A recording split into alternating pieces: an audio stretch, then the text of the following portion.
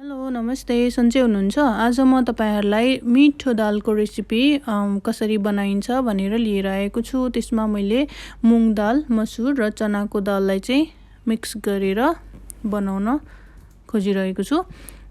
त्यो सबै दाललाई चाहिँ तातो पानीमा लगभग आधी घण्टा जति भिजाइदिनु होला। तातो पानीमा चाहिँ भिजाउँदा चाहिँ दाल भित्रसम्म पानी राम्रोसँग पुग्छ र चाँडै भिज्छ। त्यसैले म तातो पानी लिँदै छु। त्यसपछि 3वटा ग्रीन चिल्ली, 2वटा टोमेटो र एउटा अनियन चाहिँ मैले काटेर राखेको छु। अरु सामान के चाहिन्छ मैले लिस्ट गरिदिएको छु तल, हेर्नु होला। हाम्रो दाल चाहिँ राम्रोसँग भिजिसकेको छ। यसलाई चाहिँ म प्रेसर कुकरमा खनाउँदै छु। प्रेसर कुकरमा चाहिँ यस हिसाबले बनाउँदै छु कि राम्रोसँग पाक्छ, गल्छ। थोरै नुन कति चाहिन्छ स्वाद अनुसार, गरम मसला जुन गरम मसला हामीले घरमा युज गर्छौं, बेसारको धुलो हाफ टेबल स्पुन र त्यसलाई चाहिँ म छोपेर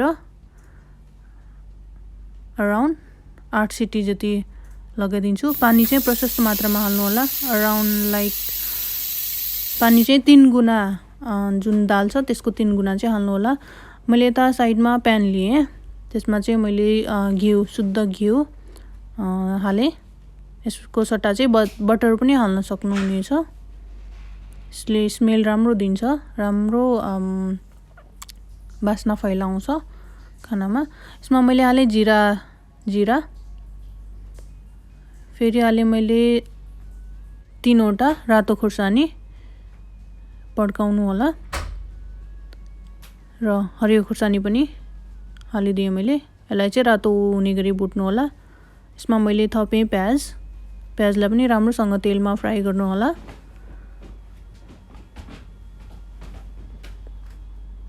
लो फ्लेममा भुट्नु होला।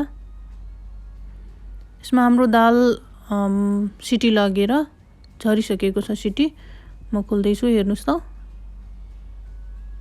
राम्रोसँग पाकेछ। यदि पाकेन भने थोरै पानी हालेर फेरि बसाल्दिनु होला। हाम्रो यो प्याज फ्राई रेडी हुँदैछ। यसमा मैले 2 table spoon ginger garlic paste र क्युमिन पाउडर, जिराको धुलो चाहिँ माथिबाट हालिदिएँ। यसलाई राम्रोसँग चलाउँदै छु। यो चाहिँ रातो भइसक्यो। लो फ्लेममा बनाउनु होला। यसमा मैले थपे टोमेटो, गोलभेडा। यसलाई चाहिँ राम्रोसँग चलाइ पकाउनु होला 2 देखि 3 मिनेट र थोरै नुन पनि हाल्दिनु होला। यसको लागि दालको लागि त हामीले हालिसक्यौं, हेर्नुस् त। अब मैले दाल थपे यसमा, जुन अघि हामीले बना 2 देखि 3 मिनेट राम्रोसँग यो दाललाई चाहिँ उमाल्दिनु होला। त्यसमा माथिबाट हरियो धनिया काटेर हालिदिनु होला। हेर्नुस् त मैले यसरी सर्भ गरेको छु। हजुरहरुलाई कस्तो लाग्यो भिडियो? यदि राम्रो लाग्यो भने लाइक, सब्स्क्राइब र शेयर गरिदिनु होला।